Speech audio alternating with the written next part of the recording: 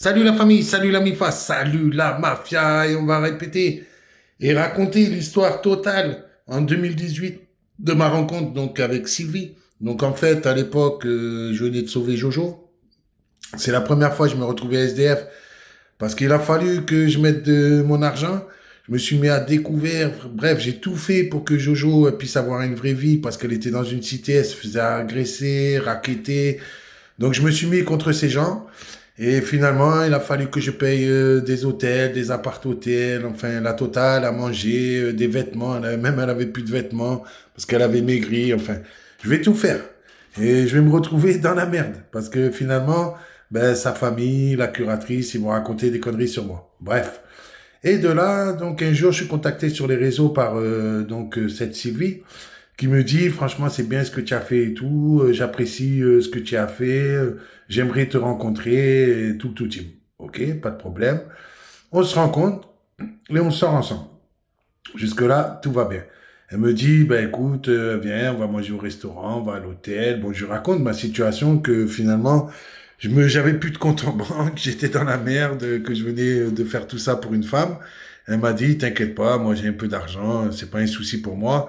Donc, de son plein gré, sans que je lui mette le couteau sous la gorge, elle va donc payer des choses, voilà, normales et tout. Donc, jusque-là, tout va bien.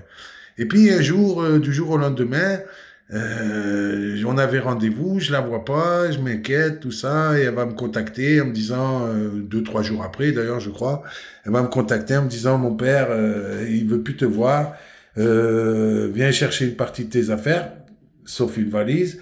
Et donc, du coup, il veut absolument, avec mon frère, ils veulent te voir et tout ça pour mettre les points sur les i. Et là, elle va me raconter une histoire, mais incroyable, mais vraie. En fait, son père, donc, est gendarme à la retraite, son frère qui est gendarme tout court, et elle a plein de familles dans la gendarmerie. Elle m'avait prévenu, moi, ça me dérangeait pas, j'avais rien à me reprocher. Et ben finalement, c'est incroyable mais vrai. Son père, donc, il avait arrêté mon père des années avant pour braquage. Il venait braquer avec une équipe. Et donc, son père a arrêté mon père et toute son équipe. Et donc, c'est comme ça qu'il a dit, moi, je veux plus entendre parler de toi. Je te préviens, si tu tournes autour de ma fille, je te mets une balle dans la tête. C'est ses propos. Donc, c'est sûr que je suis pas Rambo et je vais pas aller me battre contre des gendarmes. Surtout que dans cette histoire, bon, ben, vous savez, c'est là que j'ai vu les avantages de Sylvie, puisque Sylvie, elle avait un flingue, elle avait le droit, enfin, elle avait le droit. Non, elle avait pas le droit, mais elle en avait un quand même.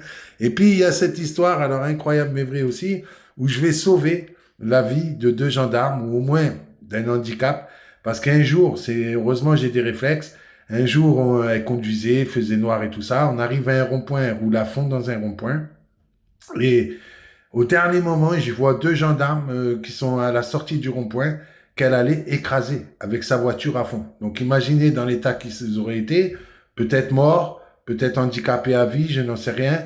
Le fait est que j'ai réussi d'un réflexe, j'ai pris le volant, je l'ai tourné vers la droite et du coup les 2 gendarmes ont été sauvés. Donc ça, je ne demande pas de médaille, vous voyez, j'en ai jamais parlé, mais bon, ça serait bien quand même de pas toujours dire que je suis un pourri, parce que ce jour-là, croyez-moi, j'ai sauvé la vie de ces 2 gendarmes.